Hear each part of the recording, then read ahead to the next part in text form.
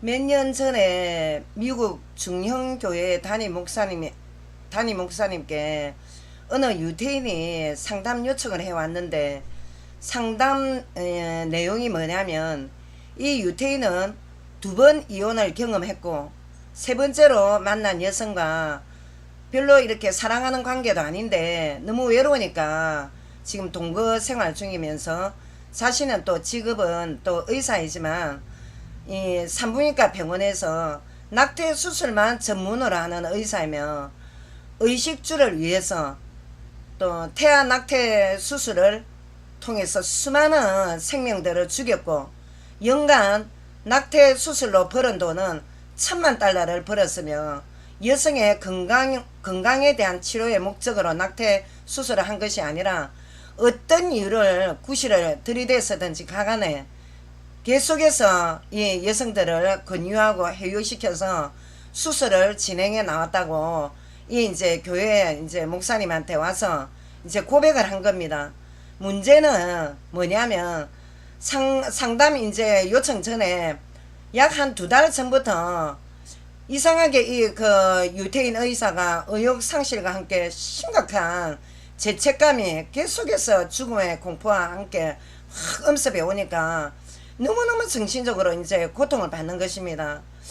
그래서 자신이 이제 그간 저지른 죄의 대가에 형벌에 대해서 갑자기 그냥 한 2달 전부터 그렇게 이제 계속해서 이제 범인이 생기니까 얼마나 고통스러웠겠습니까? 거기다가 또 죽음의 공포까지. 그러니까 이런 정신적인 고통을 너무 겪다 보니까 자기 스스로 혼자 이렇게 다 이제 성찰해 보는 시간에 이때까지 수많은 태아를 낙태 수술을 했고 또 그 어떤 불법의 대가로 지옥불에 자기는 떨어질 것이 아닌가. 왜냐면 이 사람이 또 유대교를 또 신봉을 했으니까. 근데 이 유대인 의사의 심령을 이제 완전히 뭐 몇 달 전부터 한 2달 전부터 이제 거의 이제 악령도 사로잡았을 뿐더러 또 자신의 이제 인간 본성상 죄책감도 이제 사로잡았겠고 여러 가지로 이제 이 사람이 번민을 하게 된 겁니다. 그 뒤에 이제 이 사람이 정신분석 이제 뭐 전문 의사를 찾아다녔겠습니까? 찾아다니면서 상담을 아무리 해도 그때 뭐 의사와 상담할 때 뭐 잠시 그때뿐이지 딱 뒤돌아서고 나면 이 사람의 심령이 아무런 도움이 되질 않는 겁니다. 그러니까 어떠냐면 갈수록 절망감이 너무너무 앞서다 보니까 마지막으로 이제 이 중형교회 담임 목사님한테 이제 찾아와서 생파 모르는 목사와 상담이 시작된 겁니다. 그래서 이 또 중형교회 이 담임 목사의 대답은 이 그 유태인 의사에게 뭐라 하냐면 자신은 아무런 도움을 줄 수가 없고 성육신하신 하나님만이 당신의 죄악의 문제를 해결하실 수 있다. 우리 인간으로서는 당신의 그 죄 문제에 대해서 어떻게 해결할 수 있는 방법이 없다. 그러니까 전능하신 하나님만이 이 해결 열쇠를 갖고 있는데 이 하나님에 대해서 뭐 알고 싶은 마음이 있냐. 이제 이렇게 이제 목사님이 이제 응대를 한 겁니다. 그러니까 이제 이 유대인 의사의 이제 재차 또 목사님한테 질문이 뭐냐면 일평생 자기는 세계 최상의 영성이라고 자부하는 유대교에서 예수 그리스도를 믿지 말라고 교육을 받아 나왔다. 근데 자기가 이제 너무 절박한 상황이니까 예수님은 도대체 누구십니까? 그분이 저의 이 비참한 상황을 만약에 도와주시냐면 정말 예수님을 알고 싶습니다. 라고 말하는데 이 의사가 딱 이 목사가 보니까 이 의사가 너무 불안해 하니까 그냥 그 상황이 이런 말로 표현을 못하는 겁니다. 의사이 금방 쓰러질 것 같이 그렇게 얼굴에 불안한 기색이 역력해 보이더랍니다. 그러니까 얼마나 아찔한 순간이었겠습니까?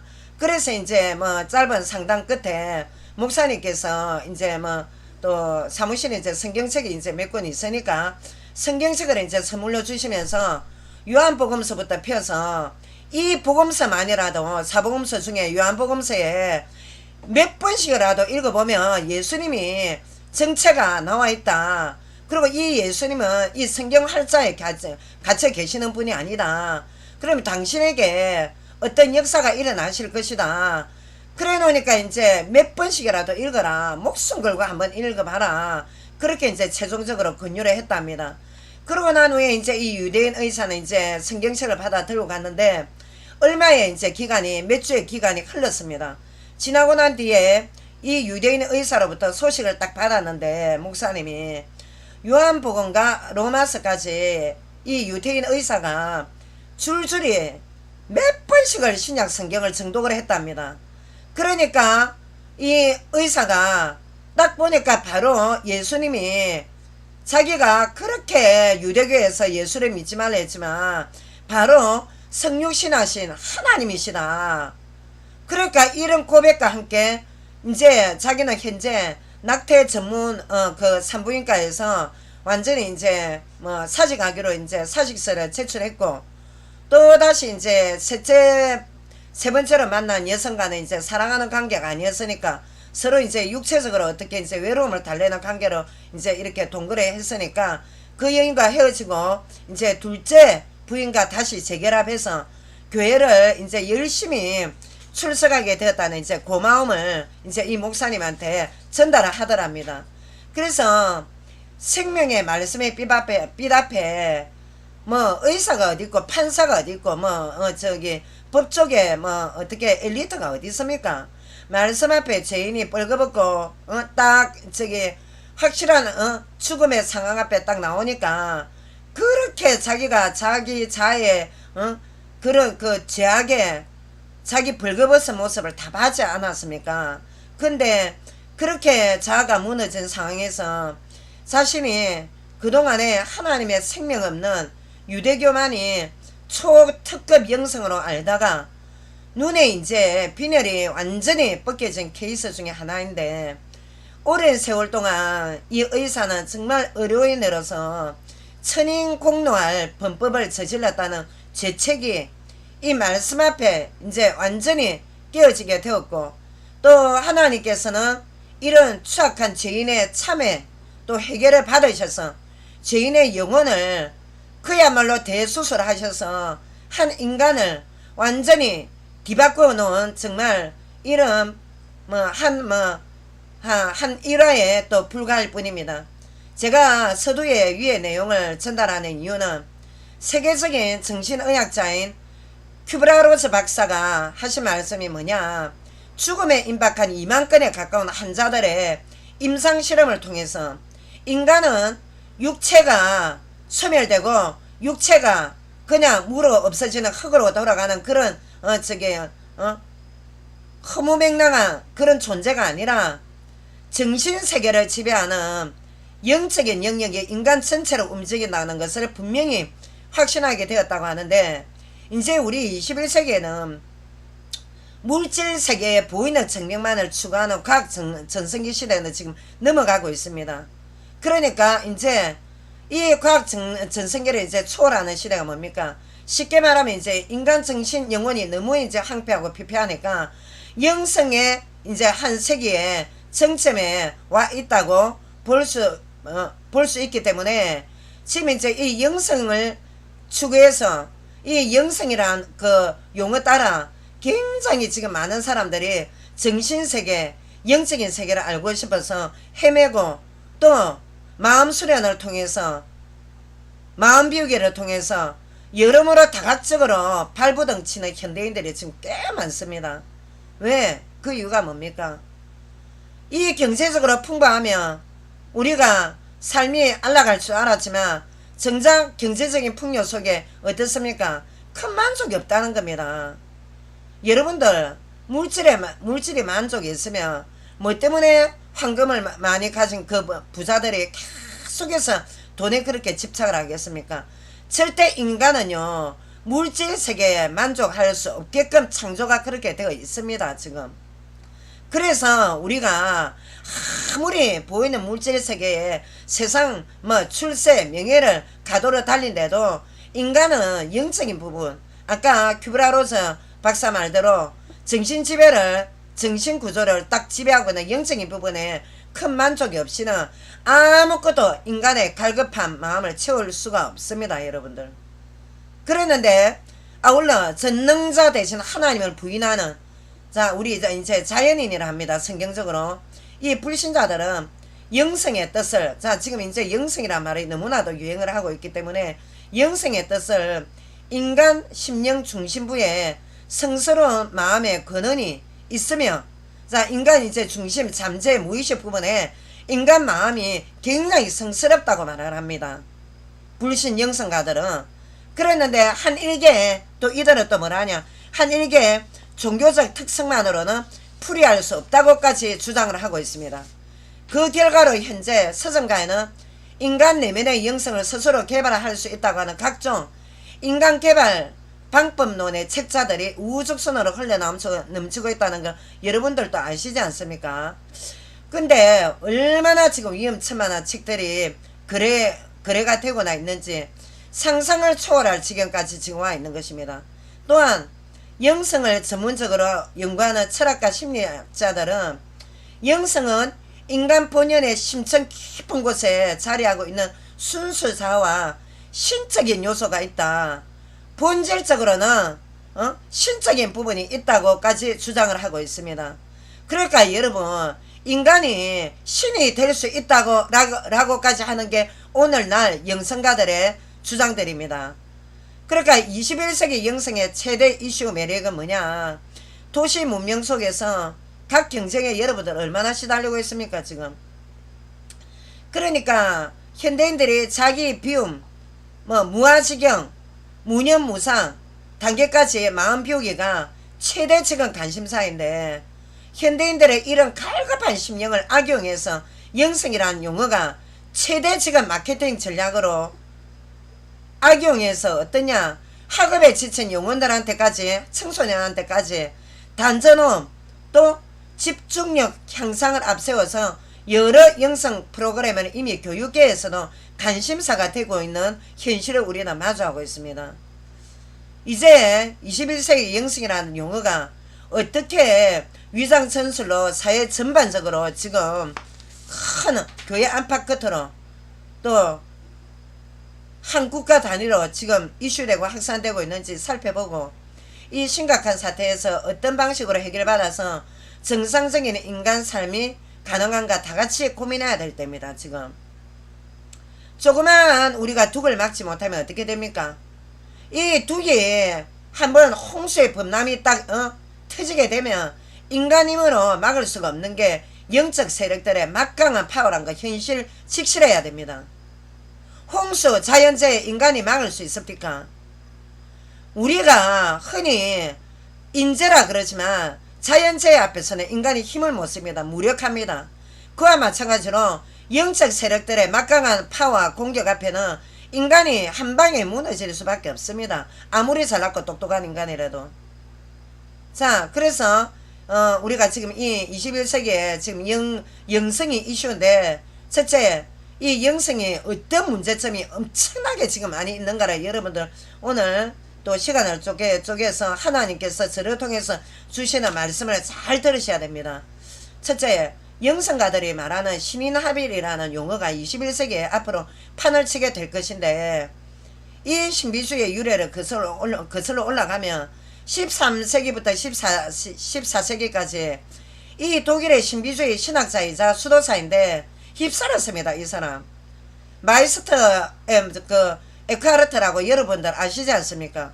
이 에크하르트 수도사는 뭐랬냐면, 인간 영혼 핵심 부분에서 신과의 만남이란 신인합일을 설파했고, 관성기도를 통해서 신인합일의 최정점 단계에 인간 영혼이 신적인 존재임을 신적인 존재이다, 이런 극치를 주장했다가 나중에 가톨릭에서 이단으로 판명돼서 유죄를 받았지만, 20세기 이성주의에 지친 지성인들이 21세기에 들어와서 모더니즘은 뭡니까? 이성주의 아닙니까? 지성주의 아닙니까? 근데 모더니즘으로 이제 포스트 모더니즘으로 어떠냐, 비정상적인 영성을 흡수하는 시대입니다. 지금. 그러니까 이 시대에 딱 맞춰서 신인합일설에 에크하르트, 이 신인합일설이 다시 싹 고개를 이제 드는 것입니다. 지금. 그래서 지금 현재 가톨릭, 동양 철학, 또 불교계, 또 이슬람, 수피즘 할 것 없이 전부 다 공통 언어가 뭐냐? 신이나빌입니다. 이 신이나빌설에 지금 심취가 되어서 나가는 상황까지 지금 굉장히 많은 종교계가 지금 흔들리고 있는데 벌써 급속도로 지금 진행이 되고 있습니다. 카톨릭은 이미 신이나빌이 보편적으로 또 받아들인 상태에 있는데, 지금 가톨릭에서는 신이나빌부터 해서 동양 철학까지 해서 다 그냥 받아들여서 이미 흡수한 상황 아닙니까? 근데 루터 이후에 종교개혁으로 오직 그리스도를 믿는 믿음만으로 구원을 받는다는 진리만을 세우로 그 모티브로 딱 세운 프로테스탄트 교회마저 지금 신이나빌설이 받아들여져 가는 초위기 상황입니다. 지금이. 그래서 지금 여러분들 영적으로 지금 이제 바짝 정신 차리지 않으면 우리가 지금 이 진리 안에 있다는 교회마저 이제 앞으로 진리 비진리 아마 구분을 못하는 그런 지금 굉장히 신비주의적인 홍수 시대를 우리는 맞이했다고 봐야 됩니다. 둘째, 21세기에 들어와서 갑자기 영성이라는 용어가 확산된 배경에 복음 가진 교회의 급속적인 타락, 그리고 인간의 부귀영화는 하나님의 전적인 축복이라는 번영신학과, 세상 출세 중심의 성공주의, 실용주의 등 교회 목사들의 비성경적인 말씀 인도가 주류를 이루는 가운데 이에 대한 반발로 어떠냐, 교회 건물 안에 과거에 속해 있던 순수한 영혼들이 지금 어디로 빠지냐면 마음 수련, 순결, 청빈의 영성을 사모하는 가톨릭, 개신교, 평신도들 사이에서 급격히 비밀리에 퍼져나가는 비밀주의, 또 관상기도로 이 성도들은 지금 빠져나가고 있습니다. 각자 어떠냐, 마음의 깊은 핵심 각자 지성소, 인간이 우리가 성전으로 말하면 지성소, 과거의 대제사장만 하나님을 만났던 곳인데 지금 인간의 핵심부에 하나님만이 거할 수 있다는 신적인 본체가 있다고 말하는 것이 지금 신이나빌입니다. 그랬는데 이 인간 핵심 부분, 이 굉장히 잠재적인 지성소에서 직접 하나님 만남에 침묵기도, 자 관상기도를 다른 말로 표현하면 침묵기도, 향심기도, 영성기도라고도 합니다. 이런 기도를 해서 빠른 속도로 지금 확산되고 있는 거 부인할 수 없습니다. 여러분들. 그러니까 급격히 소그룹의 명상기도 활성화와 극비밀적인 모임이 늘어날 수밖에 없는 이 현실이 진리의 공동체의 엄청난 도전으로 지금 눈앞에 현실임을 부인할 수 없습니다. 여러분들 소그룹이라고 지금 우습게 보입니까? 이 소그룹에서 일어나는 이 여파로 지금 이 관상기도가 온 곳에 지금 확산되어 지금 나가고 있는 이런 실정이 있습니다. 물론 이교도들의 명상기도는 말할 것도 없고 그들은 이미 관상기도를 다 하고 있는 실정이고 지금. 그래서 소그룹의 모임은 각자 선택의 자유지만 얼마든지 소그룹으로 또 모일 수가 있습니다. 근데 문제는 뭐냐, 침묵기도, 향심기도, 관상기도는 하나님을 직통으로 볼 수 있다는 것과 신이나빌 단계에서 사단의 전략에 숨어있기 때문에 상당히 위험천만할 수밖에 없습니다. 그리고 구체적으로 이 문제점을 확실히 전달할 것이니 여러분들 만약에 여기 혹시 간혹 이렇게 초대 사인을 받은 여러분들 있다면 심사숙고하셔야 됩니다. 여러분들의 영혼이 지금 어느 나라로 미혹될지 모르게 조심해야 됩니다. 중세 신비주의 수도사인 토마스 머틴이 말한 세상 속에서도 관상기도 생활이 비밀리에 성행한다는 것은 오늘날 건물교에서 성행하고 있는 세상 기업의 마케팅 상술로 위대한 복음을 변질시킨 큰 책임이라고 봐야 됩니다. 어쩌면 소그룹의 명상 모임을 주도하는 이들은 이 시대의 가장 큰 희생양이라도 볼 수 있습니다. 어쩌면 그들이 진짜 희생양일지도 모릅니다. 그러나 이들의 마땅한 미혹된 책임 중 하나를 꼽자면 이들에게도 책임이 있습니다. 인간의 구원이 절대 내면으로부터 구원은 받을 수 없습니다. 인간은. 그래서 인간의 구원은 외부로부터 삼일째 하나님으로부터 시작돼야 하는데 자신들의 영혼 속에 지성소 핵심부에서 내면의 빛 대신 하나님과 일체 결합을 이루겠다고 하는 것이 사단의 먹잇감으로 전락되는 주관체면 음성 단계까지 발전되면 어떻게 되냐. 서서히 혼합적으로 어떻게 돼. 빛과 배리 아래 전쟁터까지 돼서 마음과 영혼이 딱 각자 그 영혼이 사단적인 체험 한 만큼 사로잡히게 되어 있습니다. 이게 무섭다는 겁니다. 그럼 그때는 어떠냐. 해방받기가 너무나도 많은 고통이 따른다는 거 알아야 되고, 딱 주 예수 그리스도의 복음 앞으로 도로 돌아온다는 게 굉장히 어떨 때는 힘듭니다. 그리고 지금 우리가 간상기도 통해서 만나는 여러분들 상상을 통해서 침묵기도에 들어가서 자 보고 듣는다. 누가 온다는 겁니까? 그때 누가 옵니까? 하나님이 오십니까? 하나님이 누구를 통해 역사합니까? 예수님을 통해서. 예수님이 오십니까? 예수님이 어떻게 오십니까? 천상에 계십니다. 예수님은. 그러면 예수님은 지금 성도들과 보혜사 성령을 보내주세요. 내주하셔서 우리는 이미 예수님이 승리하신 그 신앙생활을 따라가는 것인데, 지금 이 간상기도에는 어떠냐.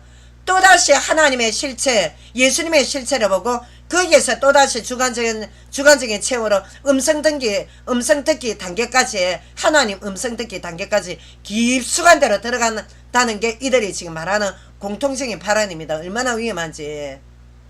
그래서 간상 기도가들이 말하는 최종 목적이 뭐냐. 신인합일 아닙니까? 예, 지금 하나님은 우리는 절대 요한복음 4장 24절 영이기 때문에 하나님 육안으로 볼 수 없습니다. 제가 계속해서 이 간상기도의 그 위험성을 구체적으로 여러분들에게 말씀드리겠는데, 세 번째, 지금 어느 정도까지 위험한 상황이냐면, 한국 장로교 통합측의 장신대학교는 교수진들이 가톨릭의 혼합적 영성을 가르칩니다. 가톨릭에서 지금 현재 승인처럼 떠받드는 토마스 아퀴나스, 얼마나 유명합니까? 가톨릭에서 거의 승인의 축에 들어갑니다. 근데 토마스 아퀴나스의 신학과 사상을 가르치는데, 토마스 아퀴나스가 누굽니까? 플라톤의 제자 아리스토텔레스의 철학의 영향을 받은 철저한 이론을 완전히 설파했던 자 아닙니까? 그랬는데 아리스토텔레스는 또 누구의 학문을 이어받았습니까? 플라톤 아닙니까? 그래서 헬라 철학자들 아닙니까? 전부 다 철저한 세상 방식을 떠나서 이혼론에 굉장히 심취했던 그 철학자들입니다. 다.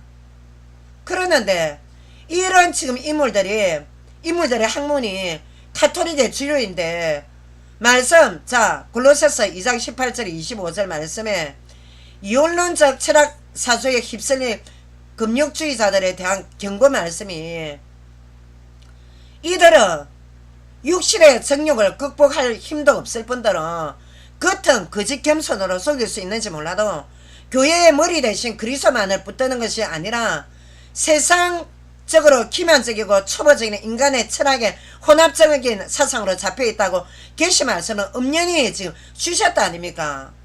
골로새서 2장 18절에 25절에. 근데 어떠냐, 한국 장로교단의 지금 교단에서도 어떠냐, 가톨릭의 배도의 말씀을 가르치고 있습니다. 지금 혼합적의 말씀을. 이런 말씀을 배운다는 것은 철저히 배격해야 함에도 불구하고 아무런 저항 없이, 여과 없이 그대로 지금 우리 젊은 신학생들이 받아들이고 있고, 또 우리 기존의 우리 사역자들이 이런 부분에 신학교에서 지금 혼합주의 가톨릭 영성을 가르치는 이런 부분을 침묵만 하고 있다면, 하나님의 말씀을 정면으로 도전하며 하나님 말씀을 무시하며 하나님의 경고를 없이 여긴다는 뜻으로 간주할 수밖에 없습니다. 지금 심지어 일반 불신 종교인들은 인간의 본성 안을 깊이 뚫고 들어가면 신적인 본질, 신적인 빛이 인간에 있다고 합니다. 만나는 깨달음의 경지에 도달하기 때문에 깨달음으로 그들의 자신 스스로의 노력과 깨달음으로 내 안에 내면의 본질, 내면의 빛과 만나서 신인합일로 인간 스스로의 자력의 고행과 노력의 힘으로 신적인 존재가 될 수 있다고 하는 게 오늘날 종교의 본질입니다. 지금 그러니까 지금 이 인간이 만든 종교 배후에 하나님의 성경과 하늘에서 내려오신 하늘의 복음과 생명의 말씀과는 완전히 극단적으로 배치되는 이런 인간을 신격화하는 사단의 오만함과 인간의 욕망이 합작되어서 그대한 종교 집단으로 지금 인간 스스로 자멸의 길을 걷고 있다는 거 여러분 딱 아셔야 됩니다. 지금 그래서 지금 요가라든지 명상이라든지 관상 향심이라든지 해서 그노시스 또 그노시스는 뭐랍니까 영지는 불가에서나 반야 신경도 외우지 않습니까 여러분들. 그랬는데 이런 영적인 지혜 지식으로 깨달으면 우리가 신적인 존재가 된다. 이게 오늘날 인간이 신이 될 수 있다는 유해지 사상 아닙니까? 그래서 네 번째로 이미 신학교 내에서 교수가 인간 기질로 도형 상담이랍니다. 이를 가르치는데 이 또한 바벨론에서 뭡니까? 바벨론의 옛날에 점성술 별자리를 보고 점을 치지 않습니까? 바벨론의 옛날에 그 역술인들이. 근데 그 점성술에 기초한 주술적인 사단의 도구를 이 본성을 싹 감춰놓고 어떻게 하냐. 이 지금 진리를 전파하는 하늘의 복음을 전파하는 이 진리의 교회에서 어떠냐. 이 점성술을 도입해가지고 신학 교수가 지금 가르치고 있습니다. 제가 다녔던 그 신학교도 이 도형 상담을 과거에 오래전에 가르치던 교수가 있었는데 지금 이제 한국 신학 현주소 보통 혼탁한 게 아닙니다. 여러분들 지금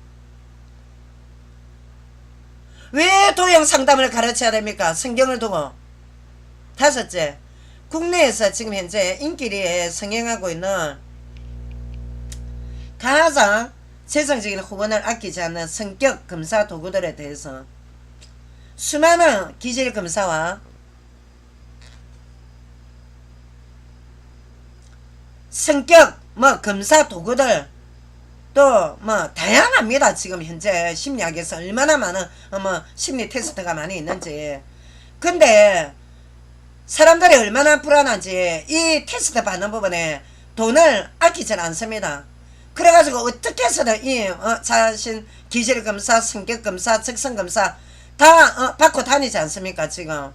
그러니까 이 수많은 기질검사, 심리 테스트 또 직업 적성도구 대부분의 이런 프로젝트가 확률과 통계의 평균치 자료들이기 때문에 이 통계에 포함되지 않은 인구 숫자도 넘쳐나고 있는데도 불구하고 절대적으로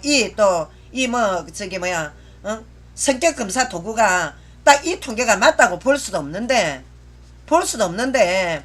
이 세분화된 지금 이 구조적인 사회에서 인간의 기질 성격을 유사 거의 비슷한 외형적 내형적 다양한 기질들이 있지 않습니까? 그러니까 지금 말하는 이제 기술론으로 싹 다 유사 형태로 모아서 한 인간의 미래를 예단한다는 자체가 어리석다는 겁니다. 그 자체가 어리석기도 어리석고 그 자체가 오만하다는 겁니다. 왜? 성격검사, 적성검사 통해서 장래일을 결정하고 심지어 학과를 선택했다가 자신의 재능을 다 모릅니다. 인간은 지금 다 모릅니다. 그러니까 실용주의로 인생 허비하는 청년들도 얼마나 많은지. 더군다나 성격검사 통해 가지고 인간의 정체성을 알 수도 없고 어느 방향이 지금 분명한 자신의 선택과 결단을 바로 내린 것에 대해서도 불안할 수밖에 없는 게 오늘날 21세기 인생 라이프 스타일입니다. 얼마나 지금 우리 지금 평생 직장이 있습니까? 1년에 한 번, 2년에 한 번씩 지금 바뀌는 게 지금 직장인데, 그랬는데 잠시 잠깐 또 안락한 직장을 선택했다고 해서 그 직장이 또 안전지대도 아닙니다. 지금. 그러니까 그 직장에 들어가서 제대로 적응이 안 되면 어떠냐, 조만간에 체험하고 딱 나오고 나면 절망과 회의론에 이제 딱 빠지는 게 인간의 유약함입니다. 얼마나 우리 인간이 유약합니까? 그러니까 우리 이 연약한 깨지기 쉬운 이런 인간의 본성에다가 하나님께서 무엇을 깨닫게 하시냐, 이 위에 심리학의 기법들이 현 세상에서 상당한 관심을 끌고 현혹을 하고 있습니다. 얼마나 많은 검사들이 많은지.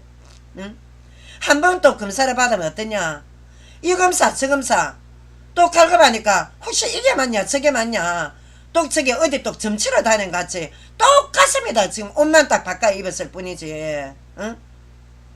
그러니까 이런 심리학 기법들에서 현 세상에서 상당한 관심을 끌고 얼마나 많은 지금 컨설런트는 또 많습니까? 마치 기정사실화 된 것 같이 딱 성격 검사가 절대화 되어 가지고 이 유사한 확률과 또 통계는 어디까지나 정확성이 없는데도 진리를 수호하는 우리 교회 안에서도 지금 어떻게 하냐, 심리학의 이 적성 테스트 들고 어떻게 하냐, 이 또 테스트 기질검사 성격검사 통과한 자들에 한해서 어떻게 하냐, 현재 목사 안수까지 남발합니다. 왜? 테스트하는 당사자들 교수진들이나 아니면 심리학을 좀 배운 사람들이 봤을 때 이 테스트에만 어느 정도 통과되겠다면, 그게 통과되면 어떠냐, 한 인간의 영혼을 지옥과 천국으로 보내는데 그래 하나님의 도구로 쓰임받는 직분이 목사 아닙니까? 근데 목사 안수로 남발합니다. 그 테스트로, 그 이론의 테스트로. 얼마나 지금 어떤 웃기는 일이 지금 교회 안에 일어나고 있는 줄 압니까 지금?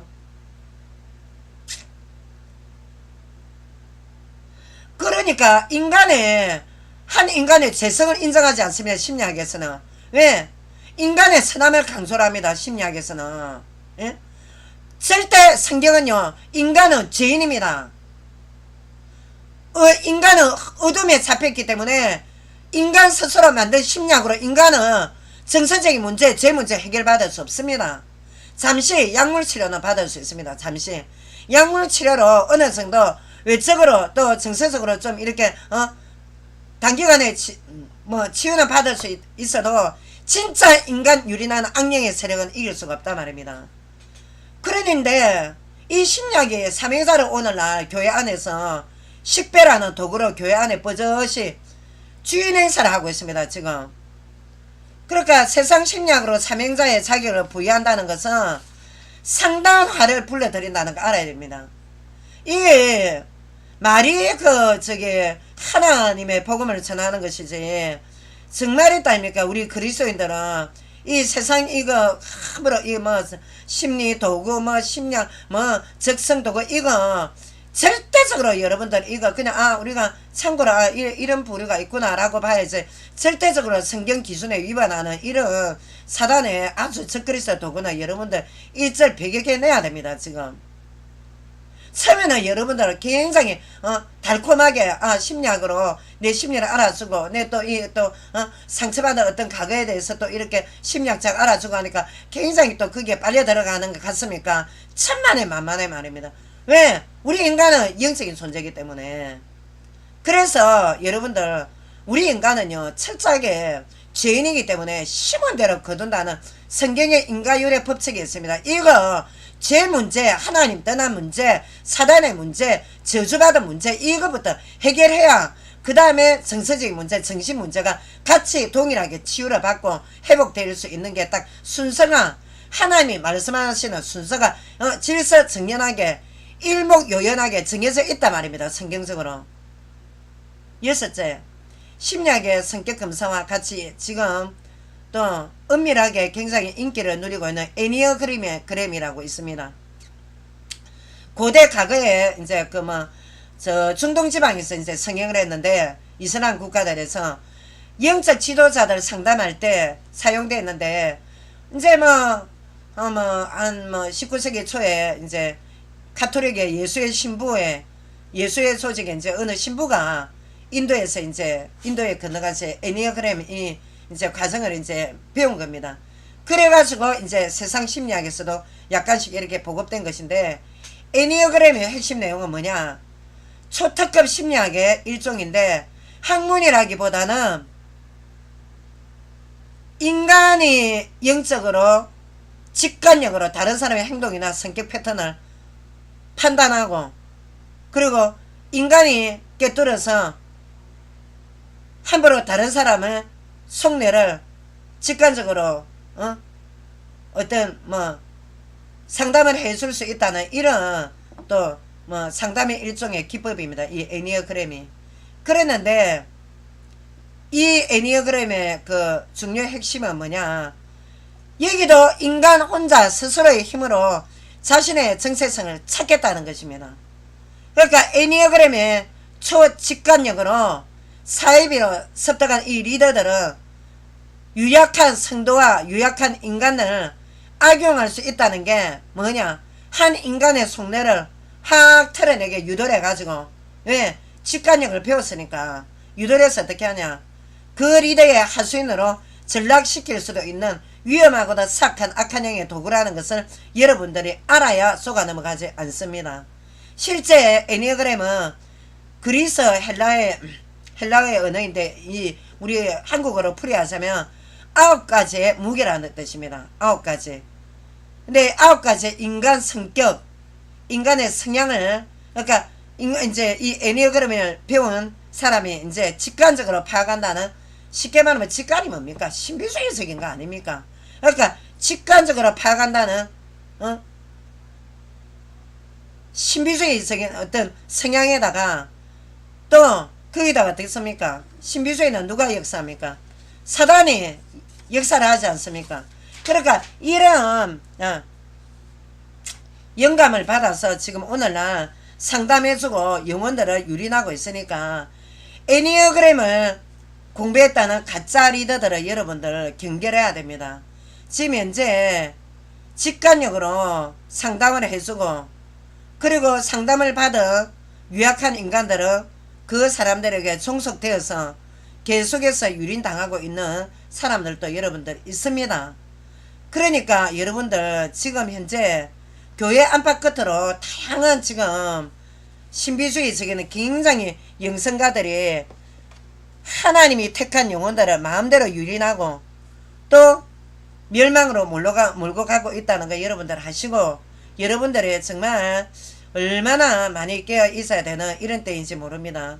제가 5분 쉬고 7번째부터 신인합일에 대해서 다시 들어오겠습니다.